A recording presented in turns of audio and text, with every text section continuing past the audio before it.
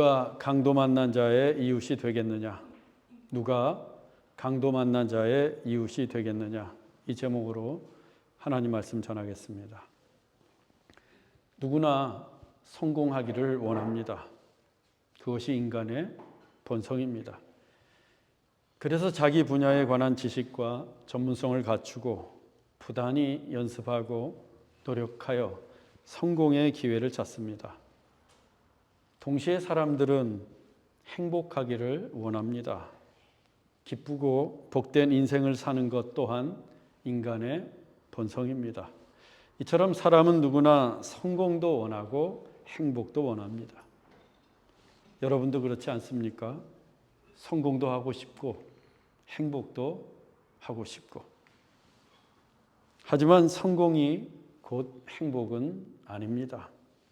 물론 성공도 하고 동시에 행복도 할 수 있지만 성공이 항상 행복을 보장해 주는 것은 아닙니다. 성공해도 불행하고, 성공해도 우울하고, 성공해도 전혀 행복하지 않은 사람들도 많습니다. 왜냐하면 행복은 성공에서 오는 것이 아니기 때문입니다. 행복은 인생의 가치와 의미를 발견할 때 찾아옵니다. 내가 이룬 성공의 여부와 무관하게 내가 가진 소유의 많고 적음을 떠나 가치 있고 의미 있는 인생을 살 때 비로소 행복하다는 것입니다. 그러면 어떻게 사는 것이 가치 있고 의미 있는 인생일까? 누군가를 돕는 삶입니다. 어려움에 처하거나 소외된 사람을 도와 그분들이 새로운 삶을 살아갈 수 있도록 위로하고 격려하고 힘을 주는 것, 그것이 가치 있고 의미 있는 일입니다. 그때 나의 자존감이 올라가고 자부심도 갖게 되면서 행복감을 느끼게 됩니다. 성공이나 소유와 상관없이. 저는 여러분 모두가 행복한 인생이 되기를 소망합니다. 오늘의 본문도 행복의 길이 무엇인지 우리에게 가르쳐주고 있습니다. 본문 25절로 26절입니다. 어떤 율법 교사가 일어나 예수를 시험하여 이르되 선생님, 내가 무엇을 하여야 영생을 얻으리이까? 예수께서 이르시되 율법에 무엇이라 기록되었으며 내가 어떻게 읽느냐? 어떤 율법 교사가 예수님을 시험하기 위해 물었습니다. 이 율법 교사는 율법에 정통하여 율법을 기록하고 해석하고 가르치는 유대의 종교 귀족으로, 공식 직함은 서기관입니다. 성경을 읽다가 율법 교사라는 단어가 나오면 서기관으로 이해하시면 됩니다. 그 율법 교사 중 한 사람이 예수님을 시험하여, 즉 선한 의도나 궁금해서가 아니라 예수님을 시험에 빠뜨리기 위하여 질문을 던졌습니다. 율법에 관한 한 당대 최고의 권위를 지닌 서기관이 예수님의 말씀을 듣기 위해 몰려든 수많은 사람들을 보면서 예수님에 대해 시기심이 발동한 것입니다. 많은 무리들이 예수님에게 몰려들었던 것은 예수님의 가르치시는 것이 서기관들과는 달리 권위 있는 자 같았기 때문입니다. 신적인 권위로 하나님의 말씀을 가르치시는 예수님에게는 너무도 당연한 일이었습니다. 하지만 종교 귀족으로 살던 율법 교사들은 출신도 변변치 못하고 가난하고 무식한 갈릴리의 어부들과 함께 다니는 예수님을 인정할 수가 없었습니다. 그럼에도 불구하고 많은 사람들이 몰려드는 예수님에게 심한 열등감과 시기심을 가졌던 것입니다. 그래서 그 사람들 앞에서 예수님에게 창피를 주고 예수님의 권위를 떨어뜨리기 위해 물었습니다. 선생님, 내가 무엇을 하여야 영생을 얻으리이까? 이 질문은 율법의 핵심에 관한 것입니다.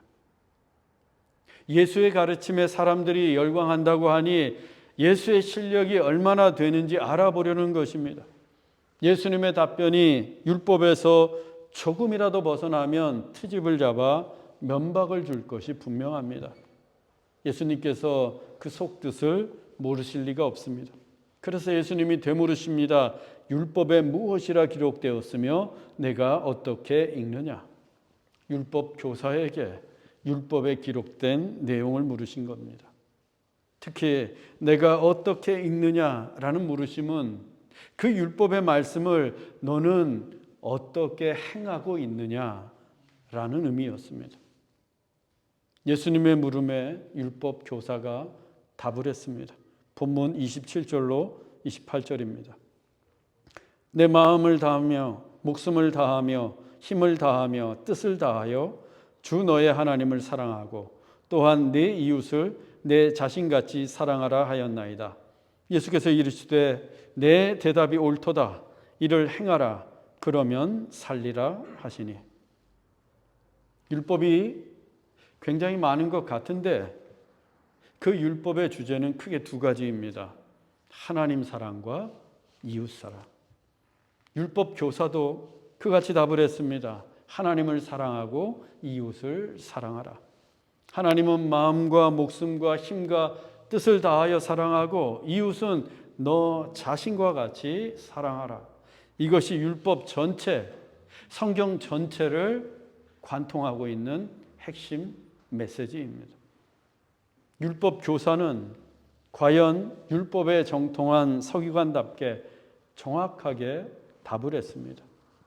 그래서 예수님도 내 대답이 옳도다 라고 칭찬해 주셨습니다.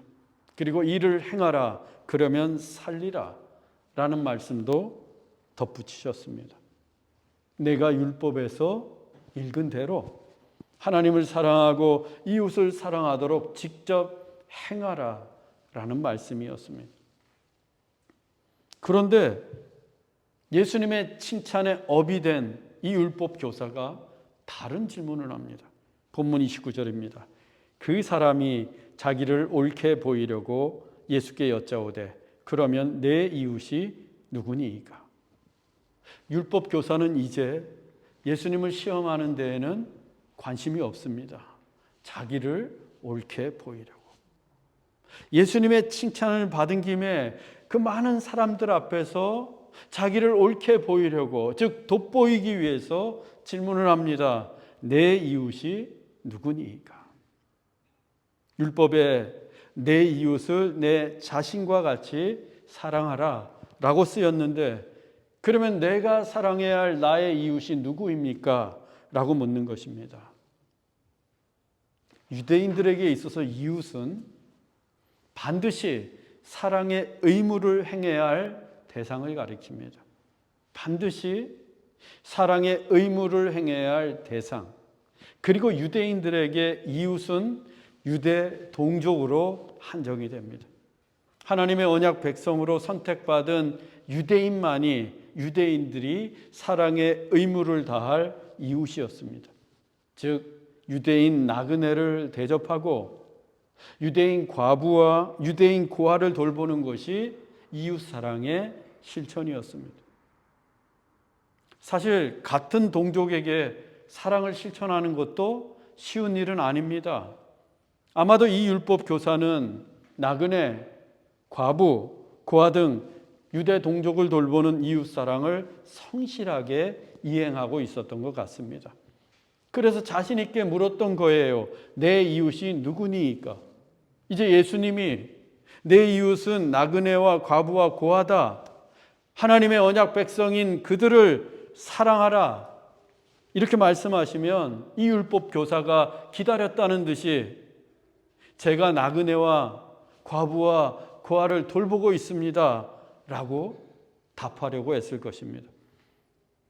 그래서 또 한 번 예수님의 칭찬을 받으면서 사람들에게 옳게 보이려고 했던 거예요. 그런데 예수님은 그 이웃의 범위를 확대시키면서 한 가지 말씀을 전해주십니다. 본문 30절입니다. 예수께서 대답하여 이르시되 어떤 사람이 예루살렘에서 여리고로 내려가다가 강도를 만나매 강도들이 그 옷을 벗기고 때려 거의 죽은 것을 버리고 갔더라.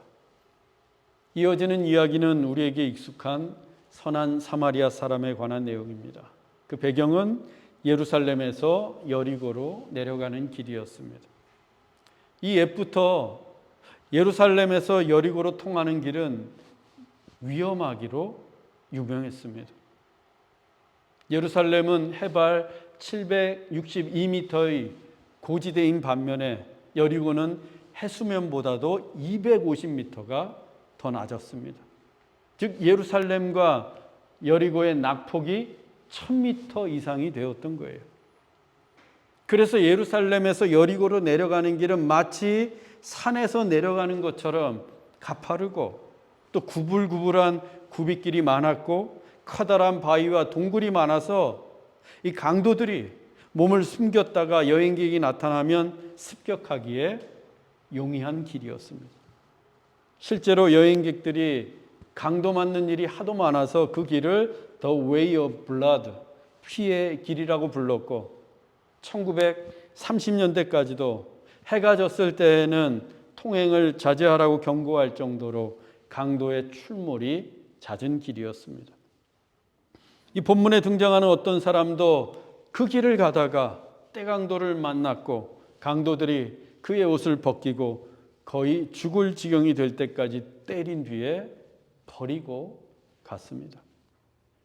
온몸에 피투성이가 되고 벌거벗겨진 채로 길가에 버려진 것입니다. 더욱이 2000년 전 그 길에는 강도뿐만이 아니라 사나운 이리 때도 오갔으니 누가 돌봐주지 않는다면 그는 죽은 목숨이에요. 이 비극적인 광경을 목도한 사람은 어떤 반응을 보여야 할까요? 옷이 벗겨진 채로 피를 흘리고 쓰러져 있는, 당장 돌보지 않으면 그 목숨이 위태로운 사람을 보았을 때 우리는 어떻게 해야 하겠습니까? 예수님의 말씀이 이어집니다. 본문 31절입니다. 마침 한 제사장이 그 길로 내려가다가 그를 보고 피하여 지나가고, 마침 제사장이 그 길을 내려가다가 길가에 버려진 강도 만난 자를 보게 되었습니다. 강도 만난 자를 도와줄 수 있는 기회를 맨 처음 맞이한 겁니다. 그는 내 이웃을 내 자신같이 사랑하라, 이 율법을 행할 수 있는 절호의 기회를 맞았습니다. 게다가 그는 제사장이지 않습니까? 율법에 의해 제사장이 되었고 율법에 따라 제사를 집례하고 그야말로 온몸으로 율법을 행하는 율법의 최선봉인 성직자이지 않습니까? 그로서는 율법의 가장 중요한 계명 중 하나인 이웃사랑을 실천할 수 있는 좋은 기회를 맞이했습니다. 강도를 만나 죽을 지경이 된 불쌍한 이웃을 살릴 수 있는 기회였어요. 하지만 그를 보고 피하여 지나가고, 이 제사장은 강도를 만나 쓰러져 있는 사람을 피해 지나갔습니다. 이웃을 사랑할 수 있는 기회였는데, 하나님이 주신 기회였는데 스스로 그 기회를 저버린 것입니다. 아마도 제사장은 죽은 사람을 만질 경우 자신도 부정하게 되는 것을 염려했던 것 같습니다. 율법에 의하면 시신을 만진 자는 일주일 동안 부정해지기 때문입니다. 그러면 제사장으로서 성전의 직무를 수행할 수가 없습니다. 충분히 합리적인 이유라고 생각할 수 있어요. 제사장의 가장 중요한 직무가 성전의 예식을 수행하는 것인데 그것을 할 수 없게 되는 거니까. 하지만 고작 일주일입니다. 더욱이 이 제사장은 강도 만난 자가 죽었는지 살았는지 확인해 보지도 않았습니다. 확인은커녕 멀리 피하여 지나갔어요. 설령 죽었다고 해도 그래서 생사를 확인하다가 시신을 만졌다고 해도 율법에 따라 몸을 씻고 일주일만 지나면 모든 것이 정상적으로 회복되는데 이 제사장은 죽어가는 이웃을 외면했던 것입니다.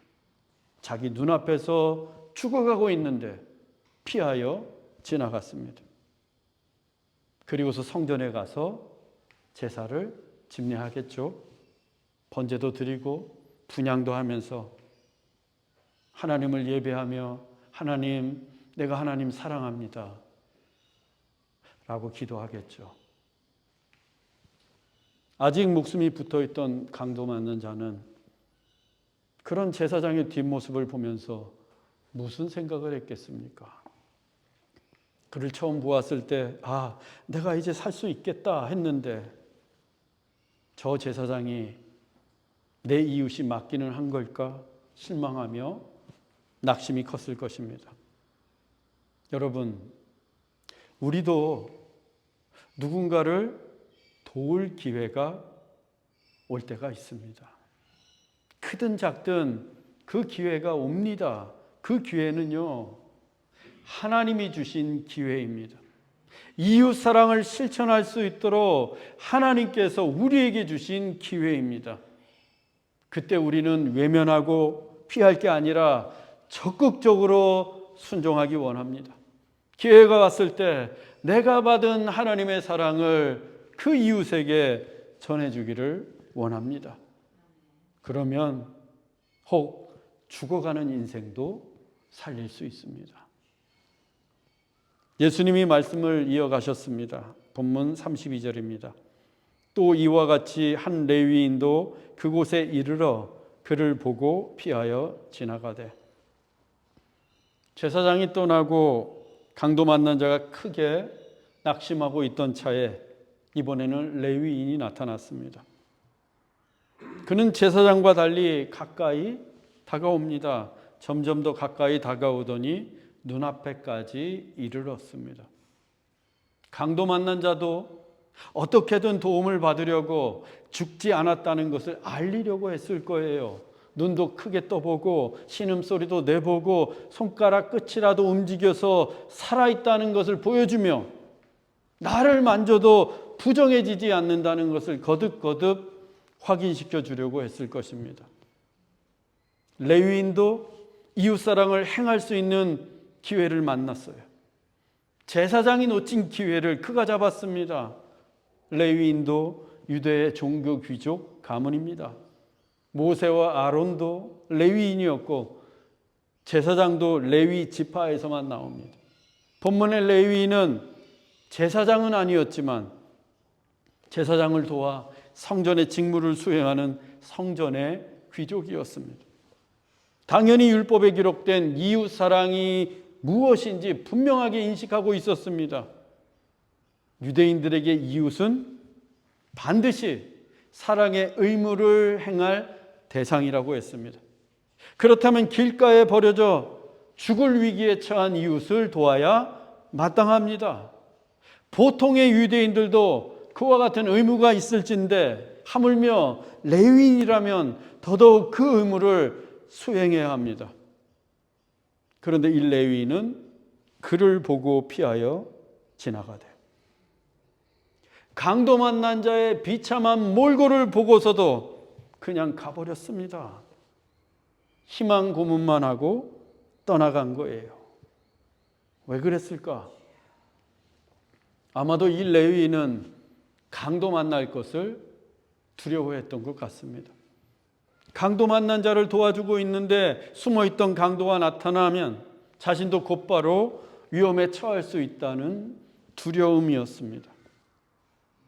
당시 여리고에 떠도는 소문에 의하면 이 강도들이 자주 쓰는 수법 가운데 하나가 강도당한 것처럼 꾸미고는 길가에 쓰러져 있다가 누군가 도와주려고 다가오면 갑자기 일어나 그를 덮치고 강도질을 한다는 겁니다.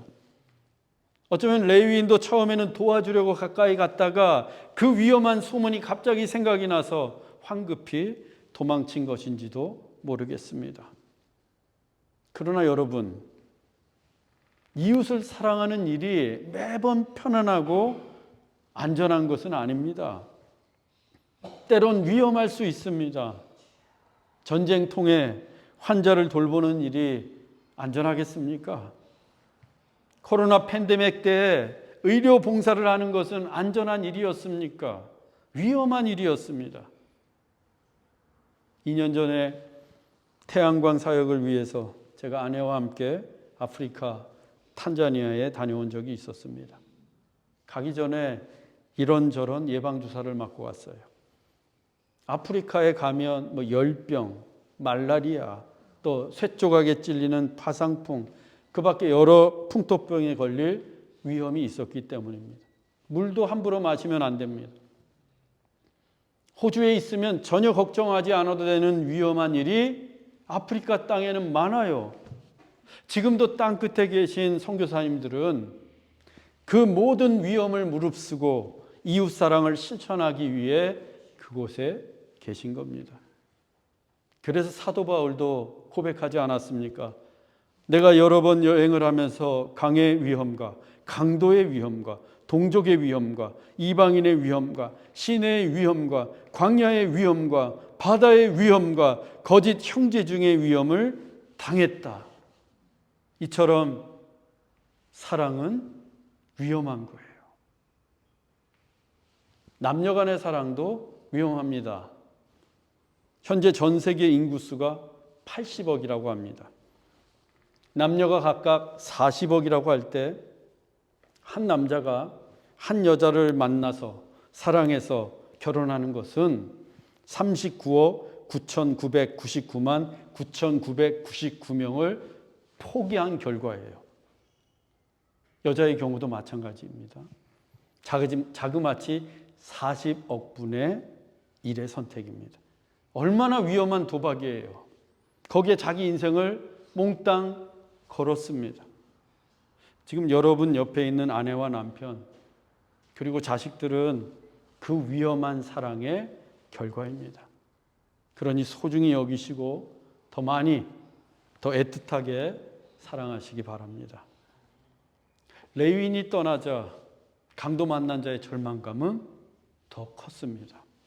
예수님의 말씀이 계속됩니다. 본문 33절로 35절입니다. 어떤 사마리아 사람은 여행하는 중 거기 이르러 그를 보고 불쌍히 여겨 가까이 가서 기름과 포도주를 그 상처에 붓고 싸매고 자기 짐승에 태워 주막으로 데리고 가서 돌보아 주니라. 그 이튿날 그가 주막 주인에게 데나리온 2를 내어주며 이르되 이 사람을 돌보아 주라. 비용이 더 들면 내가 돌아올 때에 갚으리라 하였으니 사마리아 사람이 그 길을 지나가게 되었습니다. 그때까지 유대와 사마리아는 서로 적대적 관계 속에 있었습니다. 유대인들은 사마리아 사람들을 이방인의 피가 섞였다 하여 경멸했고 사마리아 땅도 부정하다고 해서 밟지도 않았습니다. 그런 유대인들을 사마리아 사람들도 원수처럼 여겼고 상종을 하지 않았습니다. 우연히 길에서 만나도 말을 걸지 않았고 눈인사도 하지 않았습니다. 본문에서 강도 만난 자는 유대인이라는 전제가 깔려 있습니다. 유대를 대표하는 두 도시인 예루살렘과 여리고가 배경인 것도 그렇고 유대인을 대표하는 제사장과 레위인이 등장하는 것도 그렇고 특히 레위인이 가까이 가서 본 것은 강도 만난 자가 유대인임을 밝혀줍니다. 문제는 강도 만난 자처럼 아무리 위험한 상황에 처했더라도 그 쓰러져 있는 자가 유대인이라면 사마리아 사람들은 그냥 지나쳐 간다는 것입니다. 그게 당연한 일이었어요. 그 시대에는 그냥 간다고 해도 욕할 사람이 유대에서도 없었고 사마리아에서도 없었습니다. 상황이 바뀌어도 똑같습니다. 그런데 본문의 사마리아 사람은 그 강도 만난 자를 보고 불쌍히 여겼습니다. 유대인인 줄 알면서도 불쌍히 여겼습니다. 그러자 모든 것이 바뀝니다. 사마리아 사람은 곧 그에게 가까이 가서 기름과 포도주를 상처에 붓고 싸매어 주었습니다. 당시에 기름은 진통제로 사용했고 포도주는 소독약의 대용이었습니다. 그렇게 응급처치를 한 후에 그를 자기 짐승에 태워 주막으로 데리고 가 돌보아 주었습니다.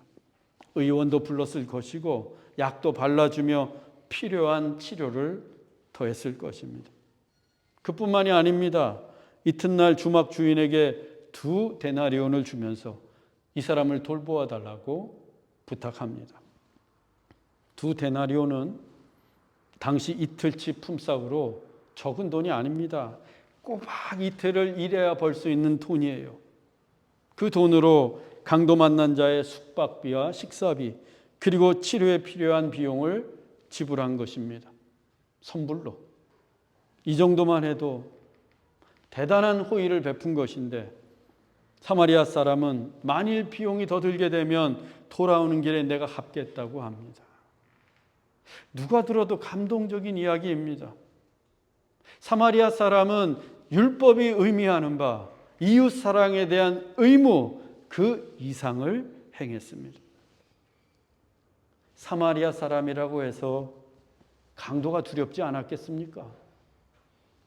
또 사마리아 사람이 예루살렘에서 여리고의 길을 오간다는 것은 그만큼 바쁘다는 거예요. 그렇지 않고는 사마리아 사람이 유대 땅을 밟지 않습니다. 그럼에도 불구하고 제사장과 레위인도 감히 행하지 못했던 이웃 사랑을 행했습니다. 그것도 유대인들에게 계치급을 받던 사마리아 사람이 자신의 시간과 물질을 희생하며 강도의 위험을 무릅쓰면서 최선을 다해서 이웃 사랑을 실천했습니다. 이야기를 마치신 예수님께서 율법 교사에게 물으십니다. 본문 36절로 37절입니다. 내 생각에는 이 3사람 중에 누가 강도 만난 자의 이웃이 되겠느냐? 이르되 자비를 베푼 자니이다. 예수께서 이르시되 가서 너도 이와 같이 하라 하시니라. 누가 강도 만난 자의 이웃이 되겠느냐? 예수님의 질문에 율법 교사가 답을 했습니다. 자비를 베푼 자니이다. 누구에게 물어도 같은 대답을 했을 거예요. 이웃이 누구인가? 옆집 사는 사람이 아니에요. 이웃이 누구인가? 자비를 베푼 자입니다. 이웃 사랑을 행하는 자가 이웃입니다. 유대인만이 아니라 민족과 인종과 지리적 경계를 초월하여 도움이 필요한 사람에게 손을 내밀어 자비를 베푸는 사람이 참된 이웃입니다.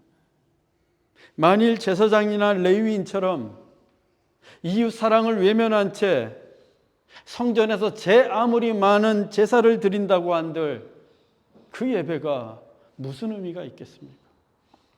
귀찮고 바쁘다고 해도 설사 위험하다고 해도 이웃에게 자비를 베풀 때 우리가 하나님께 드리는 예배가 참된 예배가 될 수 있습니다. 하나님 사랑과 이웃 사랑은 언제나 함께 가기 때문입니다. 우리는 다음 주일에 우리 교회가 태국에 파송한 강피터 이정자 선교사님과 태국 선교지를 위한 특별 선교 헌금을 드립니다. 즉 이웃 사랑을 행할 수 있는 기회가 온 거예요. 자비를 베푼 자가 이웃이듯이 우리가 태국 선교지의 선한 사마리아 사람, 참된 이웃이 되기를 원합니다. 사랑하는 형제자매 여러분, 예수님은 우리를 위해 참으로 위험한 사랑을 하셨습니다. 십자가에 못 박혀 죽어야 하는 그 위험을 기꺼이 감수하시면서까지 저와 여러분을 사랑하셨습니다. 그리고 십자가에서 찢기신 몸과 흘리신 피로 우리의 죄와 상처를 싸매시며 우리를 영원히 살려주셨습니다. 그렇게 예수님은 우리의 이웃이 되어주셨습니다. 이제 우리가 이웃 사랑을 하십시다. 말과 여로만 사랑할 게 아니라 우리의 몸과 시간과 물질로 행함과 진실함으로 사랑하십시다. 그래서 한 생명 한 생명을 살리고 이 세상을 새롭게 하는 이 시대의 참된 이웃, 선한 사마리아 사람이 되기를 주 예수 그리스도의 이름으로 축원합니다. 기도하겠습니다. 사랑의 주님, 허물 많고 죄 많은 우리를 위해 십자가에 못 박히시는 그 위험한 사랑을 행하신 주님께 감사와 찬양을 드립니다.